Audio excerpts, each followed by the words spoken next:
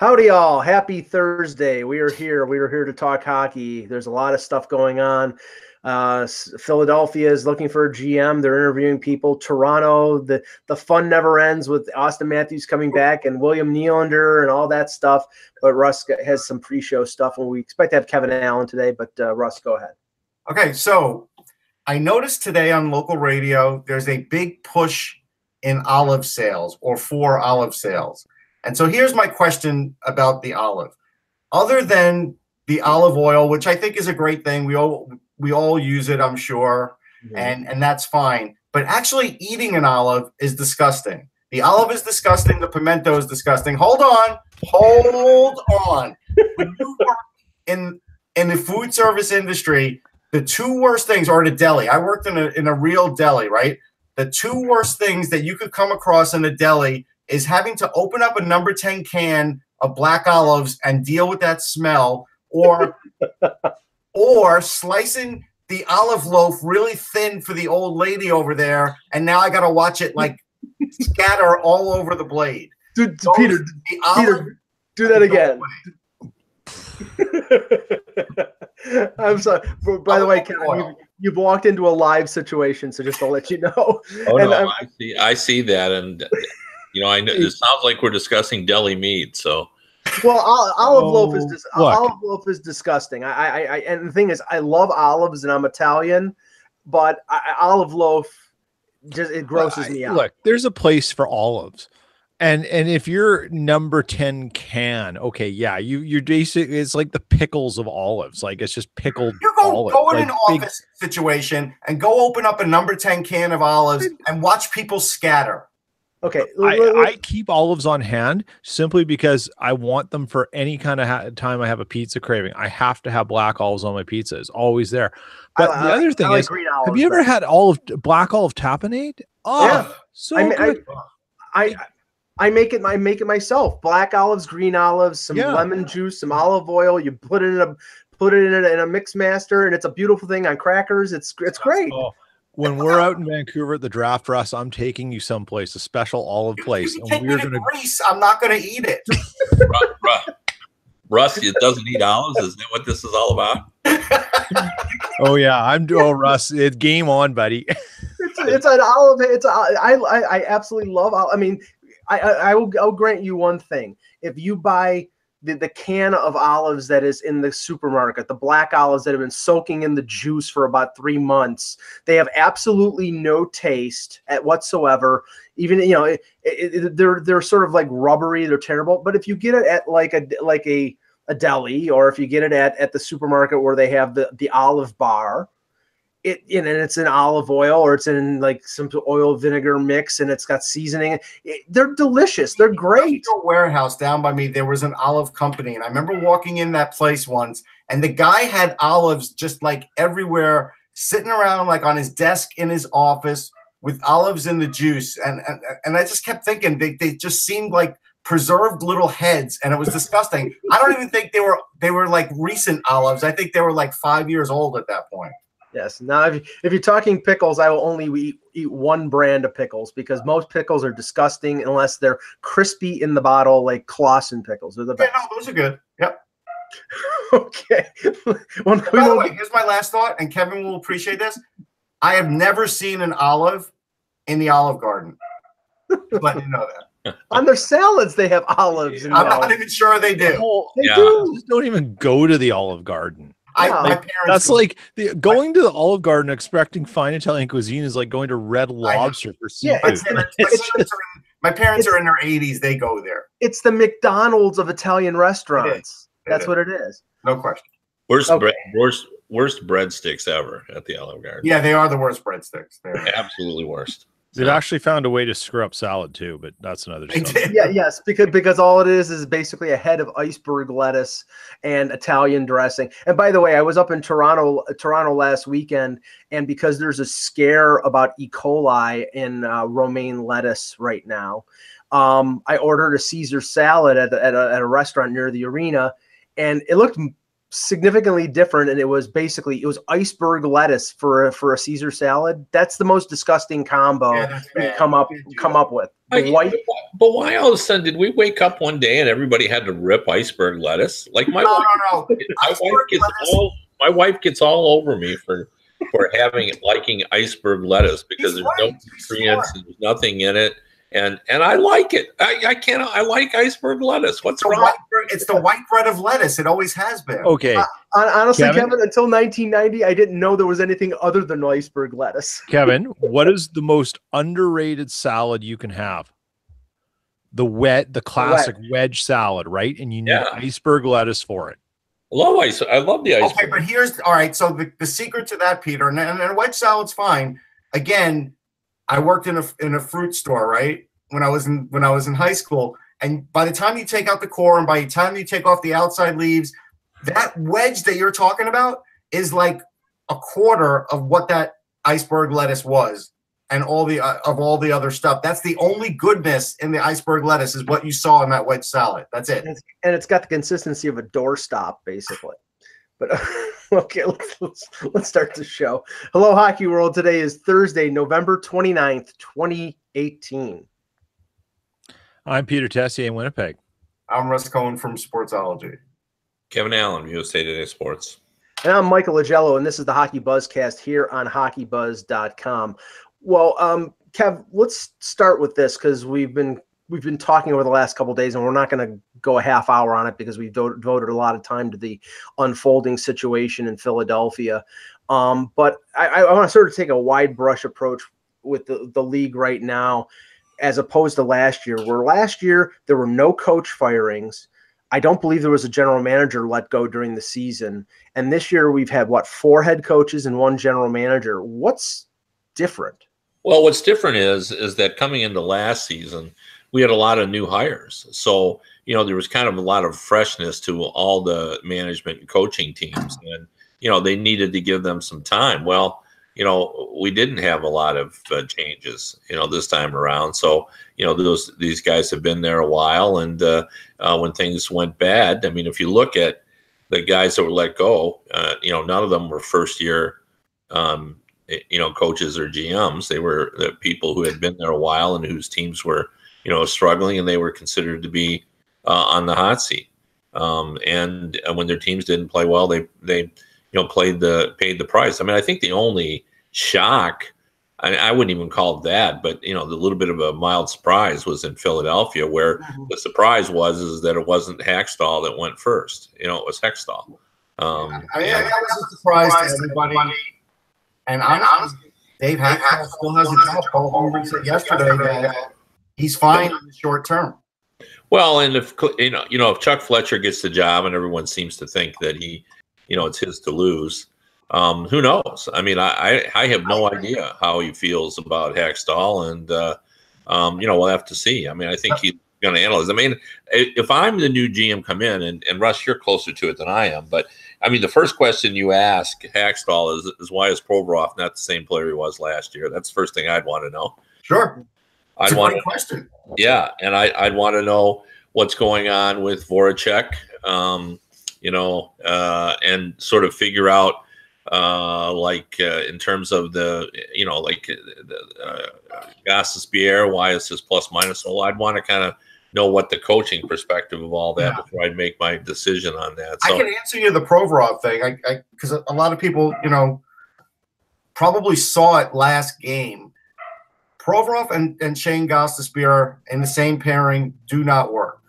They don't work for a lot of reasons, and Gostisbehere frustrates Provorov.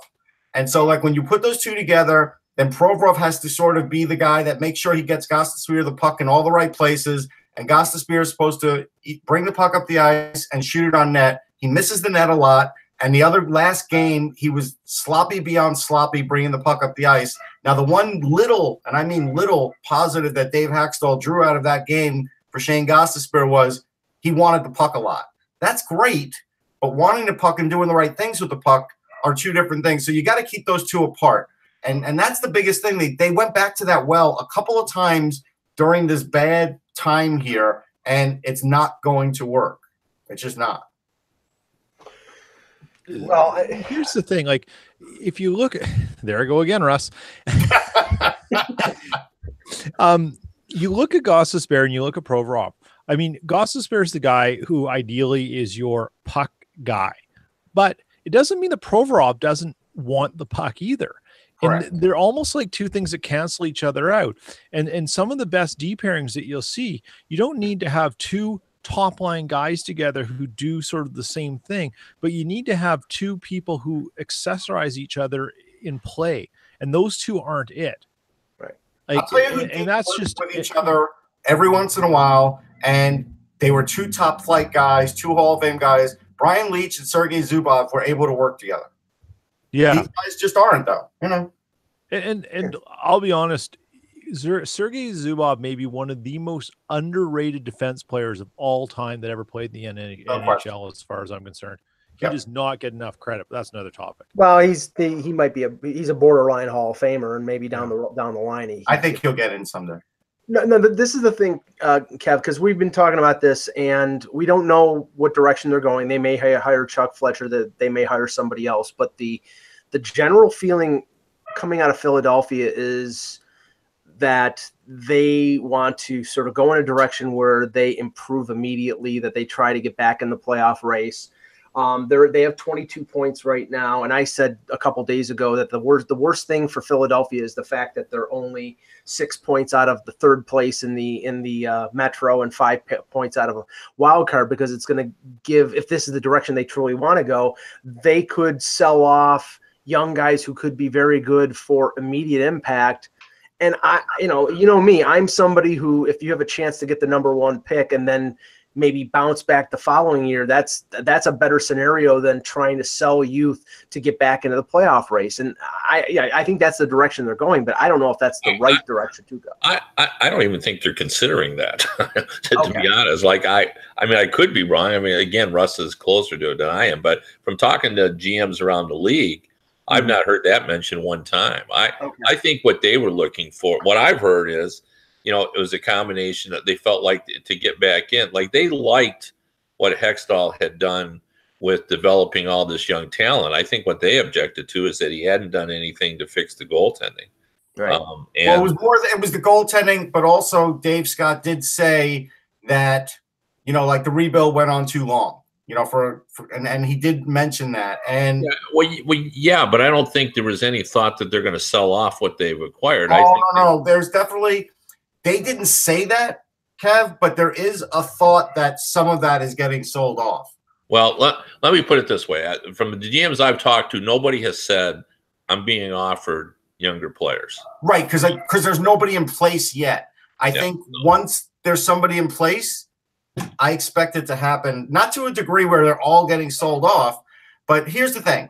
The same reason the 76ers went and traded for Jimmy Butler and had gotten all the assets over the years, I believe the Flyers are going to try the same thing. So the only way they're going to be able to get like a marquee name that they think they could bring people in the seats with, because they're having some attendance struggles, they're going to have to throw in some young players. There's just no way around it. Well, a window into that philosophy is the signing of JVR. I mean, okay, all they had to do was spend money to sign JVR. I mean, they didn't have to trade anything. They went out and signed him for $7 million a year times 5 years. That's a move from a team that made the playoffs, and I thought surprisingly last year, made the playoffs, and they added themselves, the highest scoring winger in free agency, and a guy that they had in the organization before. That's a move that says, okay, we want to contend. That's not a move to say, we're still in a rebuild. And I think Hextall's mentality was, we're still in a rebuild, and that's where the things clash. But at that press conference, and I was at the press conference, he knew by bringing in JVR that it would make the team better. So even though they were rebuilding, he was still trying to get better, and he thought the team would get better. What he didn't count on was Dave Hextall making JVR a third liner, because on the third line, he's invisible. And you can't put a guy like that on the third line. It's just a ridiculous thing to do, and it still is happening. That's the part. They tried him on the second line for a little while with Nolan Patrick. It didn't work, but what they should have done was left him on the second line with Nolan Patrick and let it just work over time naturally. But Dave Hextall has a very bad habit of breaking up lines pretty quickly, And so they didn't have any time to gel. So now you're in that weird spot where you shouldn't have James Van Riemsdyk on the third line. You shouldn't. Well, here's my prediction. I think whoever they bring in is not going to do wholesale trading off of young assets to try to win it all now. I do think that they might trade off future assets if that's what's required to get a goaltender. And I think they may make one kind of bold move to bring someone in. But I think that's what they will do. But trading, the idea that they're suddenly kind of all in, I don't see that at all. No. I agree with you, Kev. I just think it'll be a very modest deal, but I do think they feel like they're close enough to be able to be a playoff team, and they're going to try to do what's the trickiest thing that we always talk about it all the time. The trickiest thing to do is try to rebuild while you're contending, right? And that's what I think they are going to try to attempt. They think they like their younger players. They're not quite ready, but let's see what we can do without trading away all of our good. I'll tell you the one concern I have. GM, I'm not going to ever go crazy about, and I'm not going to go crazy about a lot of the front office stuff. Chris Pryor was excellent at his job. He's going to get another job. He was the assistant GM. But if you start messing with the scouting, which I do believe could happen, that's where you could run into trouble. And they've been a pretty good drafting team the last 3-4 years. They have the second best farm system, but that still doesn't mean they won't be messing with the scouting staff. And that's what I'll be looking at. Yeah, because you tend to want to bring the people in that you like. So. That's it. Yeah. Speaking of goaltending, and the waiver wire has been pretty interesting the last 24 hours. With the Flyers, they're looking for a goaltender, but they put Calvin Pickard on waivers, and he got claimed by Arizona today. And I didn't know that both Ronta and Darcy Kemper were out. Now they're apparently short-term situations, so he could be a stopgap for a week or two, but. This morning, Kevin, Scott Darling is placed on waivers. He's got another 2 years at, I believe, $4 million.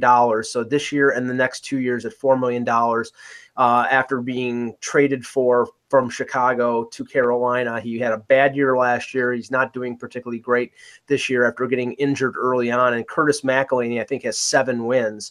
So I don't know if this is a move where they're going to send him down to Charlotte and save $1 million on the cap, or they're just putting it out there. Darling is for sale, but this is a little surprising because this guy has got the most money and the most term left of all 3 goaltenders.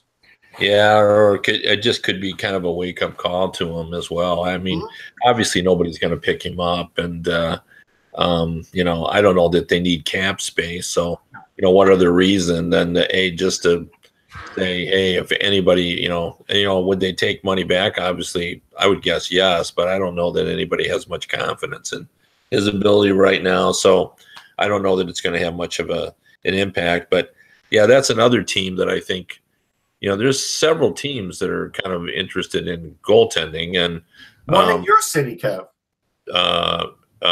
Well, no,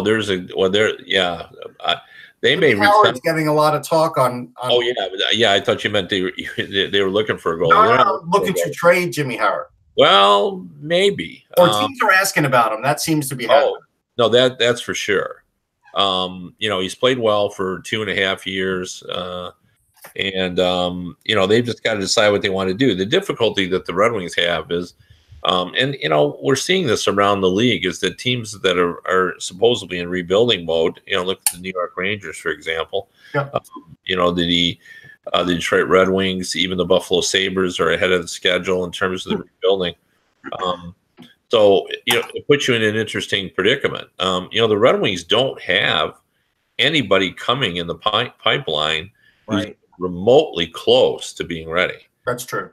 And they looked at what was available last summer in the goaltending market. We've talked about this in the past too. Like, you never know what you're going to get in the goaltender market every summer, and sometimes good goalies are available, but nobody's looking for a goalie.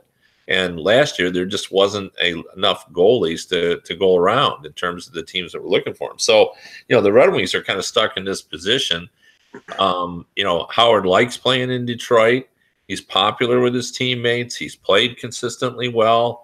For the better part of 3 seasons, So if they trade him and they can get something, good in return, and we've all seen the speculation of either a first round pick or a really good prospect. Do they trade him? See, because I think it's risky with the idea of you trade him and then re-sign him, because guys get to the new team. The guys get to the new teams. They like them. They bond with this team, and then they end up re-signing there. And then what would the Red Wings be if they're in the market? And but Kevin, go ahead. Why sign Jonathan Bernier to 3 years and have the possibility of moving Jimmy Howard at some point? Like, that's 3 years for Bernier. If he's going to literally be a 3-year backup, $3 million for 3 years, that's a lot to pay for a backup. That's a James Reimer contract, is what it is. I mean, it's a 1B, and it's I know he was a decent backup in Colorado last year and a decent backup in Anaheim the year before, but when he had to get a lot of work, his flaws showed.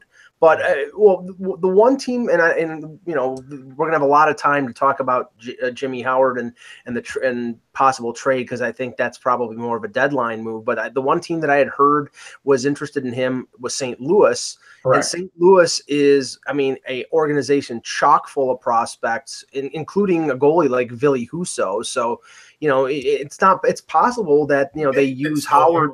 Yeah, I think there's not a lot of. I'm with Russ on this, Mike. I don't think this is a deadline deal. I think this is talked about right now. But, it's right now. Yeah, okay. I don't know that.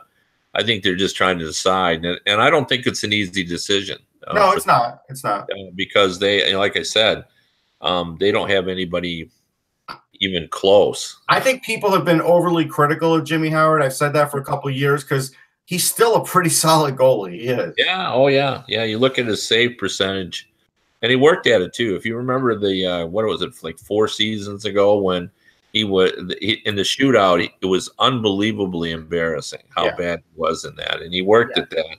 And that sort of coincided with because I think he worked so hard at that he developed the consistency of his effort. He's pretty good all the time. Well, the goaltending market, especially in terms of a rental situation, is pretty difficult, because if you look at it, Colorado is not trading Varlamov. They're a playoff team. He's their number one, or they go back and forth between him and Grubauer. Columbus is likely not trading Bobrovsky. I got the feeling, Kevin, when I was up in Toronto and covering the Blue Jackets Leafs game, when I was in the scrum with Tortorella, that Tortorella is of the belief that they're standing pat. They're going to keep Panarin. They're going to keep Bobrovsky. They're not going to dump.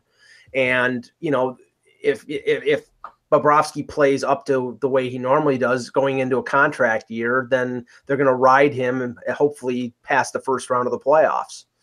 Yeah, no, I agree. I really thought that if I was kind of running the team, I would have traded Bobrovsky and kept Panarin. I said that basically in writing. But my idea is that I think they could have found kind of another goalie, and kind of drawing a blank. Who's their other goalie? Korpisalo. Yeah, Korpisalo early on. And they believe he's going to be the guy that's going to carry the load, so they could switch to him and then get another veteran to sort of bring in. But they really need Panarin. Like, he kind of creates their offense, in my opinion. It kind of all goes through him. So and they really feel like they can make some noise. So I think you got to go for it. But I respect the fact that Bobrovsky has got a couple of Vezina trophies and has been around the block. I get it. I will never criticize the team for going for it. Like, that's what it should be all about, is always trying to make a run. This is probably one of the better teams, if not the best team they've ever had. So why not? St. Louis try and trade for Bobrovsky and give him Jake Allen in return, because Jake Allen, is starting to fall out of favor again. Yeah, but if you're going to trade Bobrovsky, I think you want to even get more, don't you? No, you will. But I'm just saying, would he be a part of that? He definitely would get more. St. Louis is a team, though, that really seems to have been tinkered with too much. And they've turn your mic up, Peter. What? Turn your mic up. Not better? Yeah. That's good. Not better. Okay, sorry. St. Louis is a team that appears to have been tinkered with too much, hoping to find the sort of magic solution with its roster, and is now sort of a shell of its former self. And certainly a lot of that falls on Jake Allen. and how they've looked at the goaltending there. But there's something that doesn't add up with St. Louis when I look at that roster. Mm-hmm. And having seen them play a few times, there's talent there. Tarasenko certainly isn't himself. Yes, there's something there, and it's kind of hard to put your finger on it, but I think they've tried to solve problems almost too aggressively without really looking at where their weak spots are, which is consistency between the pipes and maybe a defense that is not as deep as they thought it was. Well, it's aged a lot. That's part of the problem. Well, it's ironic. Easter has aged a lot. That's part of it. Yeah, well, I mean, that was going to happen regardless. Like, I mean, yeah, but I don't think they expected him to go off the cliff this year. Yeah, but it's more than that, Russ, because Pietrangelo is not playing the way he's played the last couple of years. Yep. Parayko has taken a step back. It's funny that you mentioned this, Peter, because Elliot Friedman on his 31 Thoughts podcast last week was talking about this, and the feeling out there is Tarasenko didn't get along with Hitchcock, didn't get along with Yo, and sort of bristles with, playing the two-way game. Mm-hmm. And there's starting to be feelings out there that, maybe there's going to be some sort of seed change in St. Louis where they could possibly put him on the market. Now, I don't know. He's an immense talent, and that would be a tough deal to do. But I mean, if he's sort of intransigent, I don't know. There's no reason for them really to do that. Like, it's nice to talk about that and say it could happen and it's fodder, but at the end of the day, you can't replace that guy.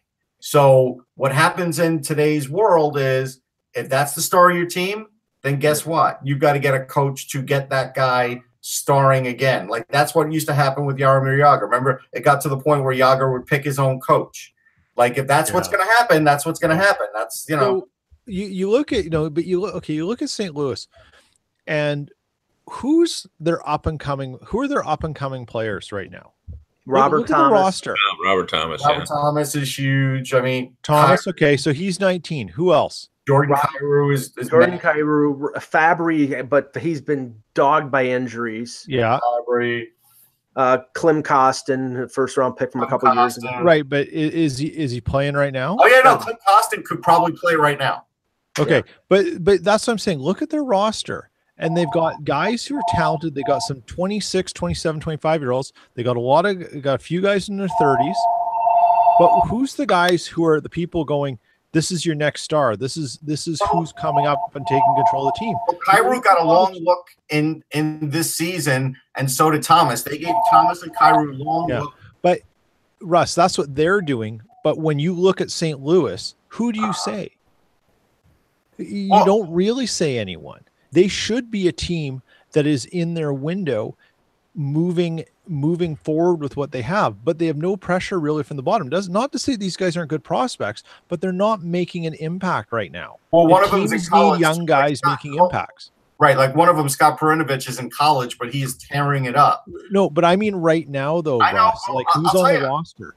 Okay, the Leafs have young guys. The Jets have young guys. The Canucks have young guys. Who you can go through the league. Okay, who are those young guys? All right, I gotcha, and I have a retort for you. Okay, I think it's a good retort. We'll see. Ryan O'Reilly was not a good guy to trade for, and Tage Thompson is starting to do very well. Tage Thompson would have been one of those players that I would have given you the answer for, but instead they traded for Ryan O'Reilly, who has already started to have a checkered history in the locker room and diminished play, but they traded for him. Yeah. And that's my point, Russ, the earlier point of this team not being the right collection of players. They've tried to tinker with things and fix problems that maybe they weren't sure they needed to fix. It could have been done elsewhere. And O'Reilly's got 27 points. He's over a point a game, but he's still a guy that I don't want on my team.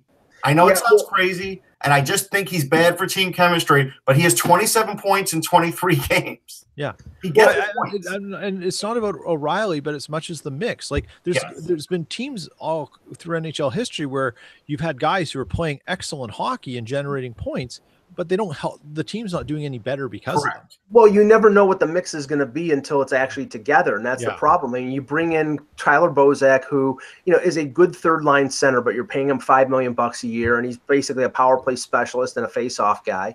You bring in Patrick Maroon, you trade for Ryan O'Reilly, and you trade 3 players away and a first-round pick. I mean, there's a lot of change. You're right, but where I think the problem is, Peter, is you look at the players that they didn't move that were still there, and like I said, Peter Angelo has regressed, Parayko has regressed, Jake Allen is Jake Allen. I mean, Fabry can't stay healthy. Tarasenko, like I said, I don't know if this is, I trust Elliot Friedman and his sources. So I would say if there's speculation out there that there's a little internal discontent with the way he's playing, I have to give that fair value.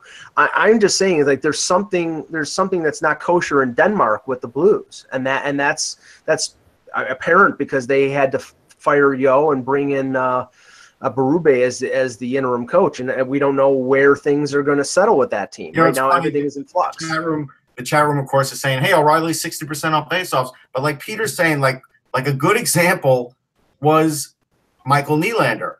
This guy would score 75 points every year, but a lot of times he did not help make your team a winner. No, and we'll get to his son. I think O'Reilly,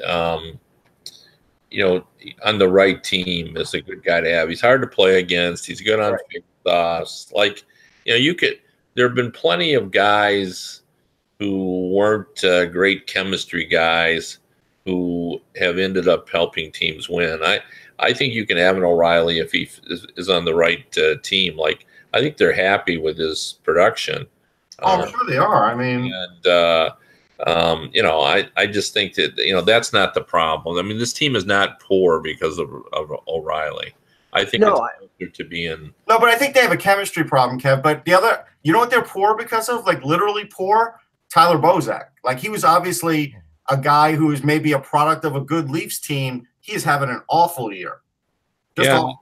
And I think Mike's right on about the defense, too. I mean, Bouwmeester, and you said it earlier, too, Bouwmeester is really falling off the cliff. I thought that was the right thing. I watched him last night, and, he's just not obviously close to the player he was in the prime of his career when he was a really good, defensive defenseman. And, the person who's now under all the pressure, obviously, is Armstrong. I mean, Armstrong, I thought, was very aggressive in the offseason, did, all that he could to shake this team up, and the results have not been good. And the one guy he stuck with was Allen when a lot of people thought it was time to move on. From Allen, and I think that's why it's entirely possible that he is going to boldly go after a goalie, because I think he feels like he's got to get in the playoffs this year. Maybe he does. Like, it hasn't worked there in St. Louis, and I think he's a good GM. He is a good GM, but you're right. I mean, at some point, it could start marking and counting against him. Yeah. So I think we'll see more boldness from the Blues. They'll be Mike's kind of team, because I think they're going to make trades. There you go. Now it's getting exciting. It's getting thrilling. It's 48 hours to go, or excuse me, it is 51 hours to go till the 5 p.m. Eastern December 1st deadline to sign or get off the pot when it comes to William Nylander. It's really getting we have to talk two aspects of this, and the first one is the Mike Babcock commentary, because right now the way it's starting to sound, the likelihood of trade and the likelihood of him possibly sitting out are increasing, and the likelihood of a contract is decreasing. We have Elliot Friedman coming out yesterday and reporting that, even if he does sign, he doesn't believe that Nylander will be a member of the Leafs next season, that this is going to be maybe an extended sign and trade scenario where they use him as an own rental for whatever the first year of a bridge or the first year of a long-term deal. And then they move him because they simply can't keep him when they have to sign Matthews and Marner. Pierre LeBrun this morning reported that Kyle Dubas is circling back to the teams that he got offers from Nylander when he asked them to table their offers, that he's circling back with 48 hours to go, which indicates that this $300,000 impasse between Nylander and the Leafs is not something that anybody, it's a staring contest and nobody is blinking. So let's talk about that first. And then we'll talk about the Babcock aspect later. Kevin, I mean, to me, this is a mess, but I tried to formulate an opinion of where it's going. And every time I come up with one idea, it seems to go the other direction. Yeah, I thought, as I always do, I mean, generally in these situations, historically, as we all know, they re-sign. Right. So that's why I tend to look. But you could just sort of feel that this wasn't just your normal player looking for a new deal. I mean, the fact that $300,000 is a lot of money, especially over an 8-year deal. It's over $2 million. But still, I mean, you can't bridge the gap over $300,000. Now, especially when you consider, what the tax rates are in Canada and, what the agent's going to take out of that. How much are we really talking about here? So, well, the interesting thing too, Kevin, and you know this, and I brought this up before, is if you're a somewhat socially decent person in Toronto as a player, you can make up that endorsement money and also that extra cash, that extra 300, or split that in endorsements, opportunities like that. Yeah, well, that's right. So, I mean, what that leads me to believe is that, there's more here than just the money about it all. I mean, maybe Nylander has just decided that, he wants to force their hand and wants to get somewhere where he can be the guy. Well, which Nylander? Because it does seem like it's Michael's doing, Kev. And when you're 22... It could be both. I mean, a lot of us, grew up reflecting the thoughts and the leanings of our fathers. Well, here's the thing. So when you're 22, though, and your dad is your lead advisor, and sometimes he calls himself an agent, and he's working on this deal, and he's told you he's been there before, how likely is it that you're going to go against him for this? Yeah, no, I agree. So, I mean, it seems like they will work a trade out. Kev, I did tell Mike this the other day, because I'm not the guy that usually jumps on the reporting on this because it's just not my style. But the day after things happened with Ron Hextall and the Flyers had their game, after like a week absence, the Leafs were back at the rink. Right. And so and before the deal was dead, we were all told, hey, Hextall's not doing this Nylander deal. But Hextall's not there anymore. And so the Flyers are obviously anxious to do a deal, and they might be the one team now that pays William Nylander the money because their owner, Dave Scott, says he wants to spend to the cap. Yeah. And the interesting thing is, Russ, and remember, a couple weeks ago, it was widely reported that the Leafs were saying, teams interested, table your offers. We're gonna try to sign them, but if we can't get them signed, then we're gonna. And almost at the same time that happened, the number of scouts at Scotiabank Arena went from double digits with teams having multiple scouts to barely none. So it coincided. It made perfect sense. Well, think about it. If let's say any team, doesn't have to be the Flyers, says we're willing to pay Nylander his $8 million. What's going to happen is the Leafs are going to sign him to the 8x8, and then they're going to trade him. Right. Now, to me, and this is going to be the title of my blog today. It's trade now or trade later. I don't think it's out of the question that a trade happens in the next 48 hours. But even if it doesn't, I've long been of the opinion that the team will be better off to get equal or close to equal value for Nylander in a trade in the form of a defenseman. That they desperately need because they're giving up over 40 shots a night on most nights, than just another talented young forward in Nylander. Now, the thing that's most important, and Peter, I'll ask you this, Kyle Dubas, and I said it's extremely important that Kyle Dubas win this scenario, whatever it is. If it's a trade, he's got to get a player that is helpful to that franchise, maybe not as helpful as Nylander, maybe not as flashy as Nylander, but will provide something that they don't have. That's the only reason I can see them not making the trade in the next 48 hours is if they don't think the offers are good enough. I agree. And I would counter that with another question back. if nothing happens and Nylander's lost for the season, is that a good enough win for Kyle Dubas to stand pat and not? No, nobody wins in that situation. No. Nobody. Okay, I'm just curious. I mean, because this is something that's been talked about for a while, and I brought it up a number of times. When are GMs going to take a stand about not spending money due to pressure because they can spend it, and making the hard decision to not just assign the money cash available someplace else, but just not spend it at all? Okay, so and given the way the Leafs are rolling, let me bring this in here because Mike said we were going to bring it in. So for a month, Mike Babcock really wasn't mentioning William Nylander all that much. Right. But Mike Babcock, he doesn't care about the cap. He doesn't care about the contract length. He doesn't care about future implications. He doesn't care about how Kyle Dubas has to go through his job. Mike Babcock wants the player because he sees the team he has and he wants the player. So he's actively mentioning the player now the last couple of days. Yeah. And so, Peter, now that even added to the pressure of this. And you got to give Kyle Dubas credit for not cracking yet. Well, here's one prediction. If they end up not re-signing him and not trading him, I guarantee you Kyle Dubas will hold a press conference where he will spell out exactly what happened in the negotiations. Yeah, you're right. Yeah, it'll just all come out, and he'll explain why he couldn't do it.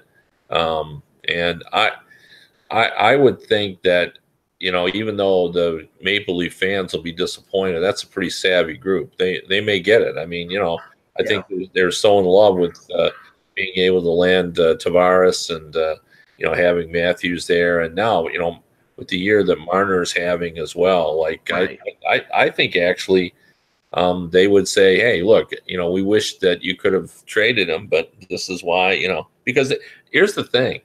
I completely agree. I think it makes more sense to trade him for a comparable defenseman, but I don't know who that is. Right. Like, there's not one that's easily identifiable. Like all the people that are brought up are guys where I'm going, Well, Kev, if I was going to bring one up who I think is available, who at least has a little time on the contract, like Justin Falk seems to fit the bill of that guy. Yeah, but he doesn't have enough term on his deal, and you're giving up a 20. Forget about that for a minute, Mike. We're just maybe he'll re-sign with the Leafs, but I'm just asking. But you can't forget about that, Russ, because that's a very important part of it. Is. But he does have a year left, so you can negotiate with the guy. Yeah, you can, but you also don't. What they want is cost, certainly. Yeah. And that's the problem because although most GMs that I've talked to, unless you've come across Mike with ones that see things differently, have said they have no idea exactly what Toronto wants because all that's happened thus far is they've called and said what they'd be willing to give up. And I think that's a great point. Actually, that's all I've ever heard, Kev, is everybody making offers to the Leafs and the Leafs not making any demands. That's correct. That's a great point. That's all I've heard about.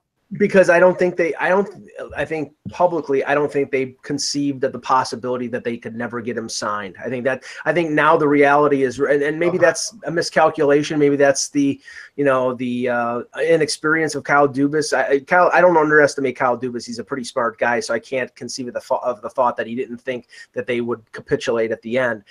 The one thing about the press conference, Kevin, and then we'll move on, is the fact that Kyle cannot come out and sort of bare his soul and go scorched earth on Nylander for one simple reason. He's still got to trade him. He's still got to move him next year. He can't go scorched earth because he's still got to deal with Marner and Matthews too.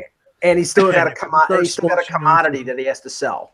You got to sell him. I agree with you that he won't be able to. But he'll be able to spell out the financial aspect of it. Sure. Like he won't be able to say, his dad was a schmuck, and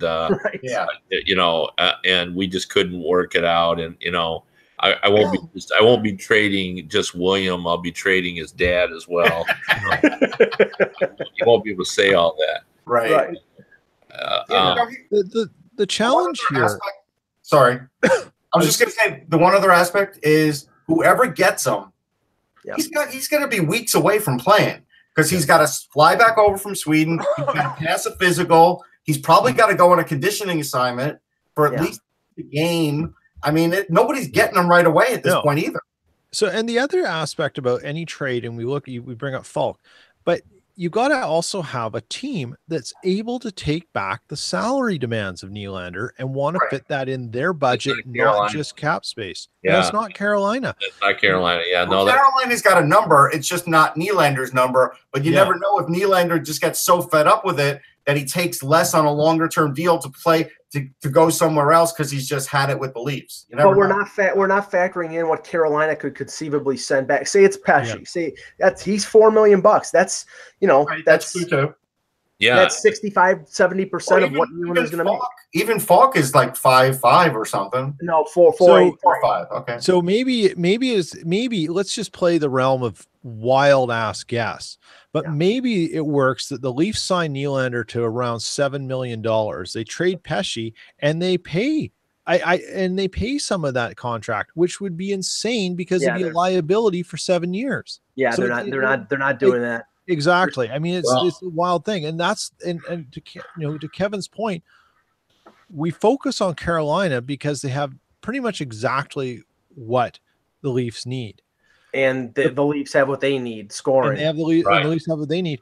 But the two teams are worlds apart in financial realities. Yeah, Carolina's not printing money in their basement like Toronto. The other thing that's important on this, and I know you guys certainly know this, but it just bears bringing up because we don't talk about it, is how well Toronto has played. Yeah. With no Nylander. Right. And no Matthews. Yeah, and no Matthews. Life goes on. They click off wins. Freddie Anderson, keeps winning, stopping whatever you throw at him. But they are giving up an inordinate amount of shots. Yeah. Like they. Well, for sure. Yeah. Kevin, I've said this the past 3 episodes. The Leafs are a Freddie Anderson injury away from utter disaster. Well, that's probably true, but that's the scary point. He needs rest. But this is a general manager that I trust who said when there's all this great talk about backup goalies, and I know Eklund always disputes this when I bring it up, but he always says, who's going to win a cup with their backup goalie? I mean, because I don't care who it is. He said, this is still a goalie league, and you need great goaltending, and I don't care which of the backups you want, you're just not going to win. I know one team that won a cup with the backup goalie. Well, Pittsburgh Penguins had a backup goalie go through 2 rounds. Yeah. Carolina won with the backup goalie. Their backup goalie was a little special circumstance. But Carolina won, and guess who lost because they had to play their backup goalie? So Edmonton. Yeah. Right. They're number 3. They're number 3. Yeah, they were at UC Market. You need a backup goalie. Yeah. As much as it's. I mean, there's always kind of special circumstances, but I think the point of all that is that while it is true that the Maple Leafs are an Anderson injury away from a disaster, almost every team is. That's fair. That is fair. Almost every team is. No matter I mean, Vasilevsky goes down in Tampa, and it's not as good. For sure. So let me just ask this because it's wider and broader than just the Leafs, because the Leafs have Marner and Matthews next summer, but Colorado has Mikko Rantanen. Winnipeg has Kyle Connor and Patrick Laine. Tampa Bay has Braden Point, all coming off their entry-level deals, all looking for massive money, and this is going to be an issue for these teams, especially for teams that are tight up against the cap, and how they're gonna manage this. And I'm wondering, Kev, and I heard somebody float this: is this something, meaning second contracts coming off of entry level, something that the NHL, and when they revisit the CBA, is going to try to go down that road to limit how much these players can make? I think what they're going to do, and I don't know how far they'll get on this, is I think they're going to do what they did last time. They're going to try to limit the length of contracts. Yes, I think I could see it. That's going to be the big push. I can see a 2-year ELC coming out of this because now players are having an impact earlier, and the team gets that break where they get them to an ELC, like with Braden Point making $600,000, and then that next contract, that's just tough. If they drafted that well and the guy's that good, he's going to get paid. Yeah. Well, I think they think that's a bigger problem. The bigger problem is these lengthier deals. Do you think they'll extend arbitration earlier because like baseball does? Because after 2 or 3 years, players qualify for arbitration, and that would be a way of keeping them on a 1-year deal at a time. But ownership just hates, arbitration. They really feel that it just escalates salaries. Like the Rangers never go to arbitration. If you ever noticed, the Rangers never go to arbitration. Yeah, they don't as a general rule. I mean, arbitration it was really designed to bring teams together, not to actually produce a contract. The threat of that would sort of get it going, and I think that's the issue. But one thing that keeps happening here, and I know I've talked to GMs about this all the time, about how many top players you can afford. I mean, we're up there now where you take the if you factor in, and I've had this conversation with GMs, like how you really want on the bottom of your roster 5 or 6 guys making that minimum amount of money. Yeah, right. So you're really talking about 17 guys that are going to take up about 90% of your cap. Right. Now, when you start to divide that up, once you're getting up into the $80 million range, you're talking $5 million. Like as one of the guys said to me, the leap to 10 million isn't as great as it used to be. And he said, you can pay 3 or 4 guys top money. What gets you in trouble is those, and we just talked about it before, Bozak getting $5 million. Right, the middle class. That's what gets you in trouble. Like, it's not the $10 million guys. Well, I do have the answer, and I do think it's coming. And I think when the 19-year-old draft gets installed, because look, the argument for this would be even Sidney Crosby, take any of the great players. Most of those players you'd still rather have in their 19th birth year than their 18 playing in the NHL. So that does help things too, because then if you do have that prodigy that you're bringing in, at least he's a 19-year-old and not an 18-year-old. And then that does change how your farm system's built. That changes how everything is played. And I do think it's coming. I have a feeling, Russ, it's going to be one of those things where it's going to be a 19-year-old draft after the first round. They'll want to do that. They could do that. Yeah, like I think the NBA does that. It's like so it's something staggered like that. Yes. Okay, one further thing here, Kev. The Buffalo Sabres have won 10 games in a row. They're now on a 3-game road trip playing Tampa, Florida, and Nashville, so it's going to be tough for them to keep that streak going. But the way that they've been playing right now, I don't put anything past them. I mean, there's no hotter player in the league right now than Jeff Skinner. Yeah. And it is more than that. It's Dahlin. It's the fact that some of their defensemen are healthy. They're getting great goaltending out of Hutton and Linus Ullmark. Everything is coming together. And I know that one commentator out there said, why couldn't Buffalo be this year's Vegas? I'm not ready to go down that road, but they have been impressive so far. Well, I mean, they're very impressive. I wrote about them today, just with regard to, could this team be the one Buffalo fans have been waiting for? And I think the answer is it could be yes. And the reason I say that is, even going back to that team that everybody loved in 2000, everybody in Buffalo loved 2005, 2006, which is the Drury-Briere team. Everybody was really excited about that team. But that was a team that was built on sort of veteran players. Like, that was not a long-term solution. That team wasn't. This team is a poor man's version of the Maple Leafs. The Maple Leafs have, Matthews and Marner and Tavares, and this team has Eichel and, Middlestad is kind of their Marner. I mean, he's not as far advanced, obviously. But they've got Dahlin, something that even the Maple Leafs don't have as well. I mean, this is based on a collection of now Tage Thompson. Is built on a collection of younger players. Now, the other aspect of that is that Botterill, and this was lost a little bit, I think, but he changed half the roster last summer. He changed. Yeah, I mean, the Jeff Skinner train transformed the offense. For sure. And now the offense is still not great. That's the one thing where they're lacking. Like, you go and you look up statistically, they're not up running with the big dogs. They're not with Tampa and Colorado. They're right around 3 goals a game. They're okay. They're middle of the road offensively, but where the real gain has been defensively and in net, where they're the 5th best team in the league now in terms of goals against average. Now, who would have guessed that based on last year's season? I mean, Skinner's leading the league in goals. He has 19 goals in 25 games. Yeah, no, he's had a great year. But, I mean, other than that, they've been pretty mediocre as an I know. But here's the other thing, too, and I think this will affect contracts, too.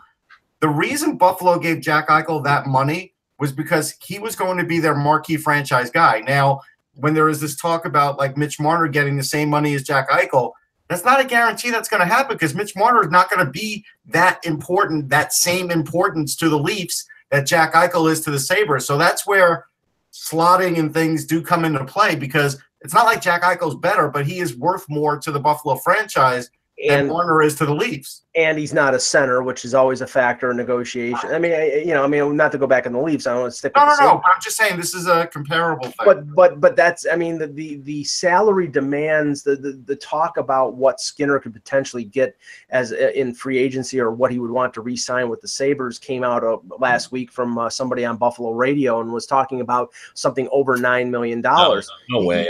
No way in hell based on his health, in his past, and the fact that he's not a center, as good as he is, and he's still 26. He's not a center, and they're just not going to do it. He's not Patrick Kane, Patrick Kane's a $10 million player because he's Patrick Kane, and Skinner, as good as he's been, is not Patrick Kane. No. I just don't see that. I saw that as well, and I thought, no, he's not a $9 million player. So no. I don't think I just can't see a team giving him that. Yeah, and Peter, just to ask you on Winnipeg, because they're in a similar situation to Toronto and to a lesser extent Buffalo. Buffalo has some room with some players expiring contracts, but I mean, are people focusing on what is going, what Line A is going to get, what Connor's going to get? I mean, how much is it dominating the story right now? I saw today. I was out and someone was talking to me about that, and they said they'd done a projection. And they saw Connor at $6 million, and I just laughed. I said, "There's no way they're getting Connor at $6 million. Right? Don't even bother." And they had Line A in around Marner numbers around 8.5 to 9.5. I think there's some argument. The guy that's going to go, Peter. It's going to be Bufflin. Bufflin eventually will be the guy to go because they have, unless Trouba goes, but I think Bufflin is that salary that goes otherwise. Mark my words. Jacob Trouba will not be a Winnipeg Jet next season. Yeah. It said here, mark the date. November 29, 2018. It's official. I've said it. I will die by that, but I will be right. And the other thing is they could likely, if they needed cap space, they could buy out Kulikov after this season. Right. And Tyler Myers is at the end of his deal this season. Right. So he's got $3 million salary, but 5.5 cap. So there's room here. They can do it. It's just that when you have guys like Blake Wheeler kicking in 8.125. Yeah, I told you that's a tough contract, man. It's a scary tough contract. Sorry, go ahead. No, I just keep going. Go ahead. Last thing, Kev, the trade that happened between the Blackhawks and the the Arizona Coyotes, Dylan Strome and Brendan Perlini for Nick Schmaltz. I was caught a little bit by surprise with it, and especially since Strome, I know that he hasn't panned out compared to some of the other guys who were picked at the top of the 2015 draft, but I still thought he was going to be – I still thought they were going to give him more time, but apparently John Chaika's patience with him ran out. No, not at all. I mean, I think this was a classic, kind of trade where it was a good trade because – there's just no way to predict how it's going to work out. I mean, I think both sides really did get exactly what they were looking for. Schmaltz is a little bit farther down the road. Right. And the Chicago ended up with 2 players that have, potential, and they were disappointed in how Schmaltz was playing. So that, they sort of moved that guy out, and now they don't have to worry about him, and they got 2 guys with potential. But, the Coyotes were looking for another center. Mm-hmm. And they wanted one who was a little more like Strome to them seemed iffy. Was he going to make it? Right. And they feel that the guy they got in return is a proven guy. That even though he hadn't scored the way that the Blackhawks thought that he'd still showed enough. He's a pretty obviously dynamic player. So I think the one thing though, Kev, with Schmaltz, he is a high-end, high-skill guy, but he is a pass-first guy. The fact that he had a 20-goal season really skewed this, because I don't know if he'll ever have another 20-goal season. Yeah. Well, I mean, I talked to one of my favorite GMs, so I'll let you guys figure out who that is. And, you know, I thought he put it best. He said, if you're saying that you have any idea how this trade is working, you're flat out lying. He said, because there's just no way of knowing. Like, I will say this. I liked it on the Chicago side because I knew they could put Strome with some really good players, and they certainly put him back with Alex DeBrincat, who had a lot of chemistry with him in Erie. And so, like, that's something where I think you have to give a slight advantage just because of that. And they have guys like Kane and Taves that can really help them. And even Anisimov, by the way. Anisimov, when he was on the Rangers, always sort of showed this ability, but he got moved around and never really stuck. And Anisimov's a pretty good scoring center. I started to tell my guy that you know how I felt about the trade, and he laughed. He goes, "Well, I can tell you, I've been in the league 30 years." And he goes, and I couldn't decide which team I like better. So I'll tell him that Russ Cohen and I have figured it out. There you go. That's great. Okay, guys. Great show. We will be back tomorrow with another edition of the Hockey Buzzcast. For Kevin Allen, for Peter Tessier, for Russ Cohen, I'm Michael Agello. Thanks for watching, and remember, without the buzz, it's just hockey.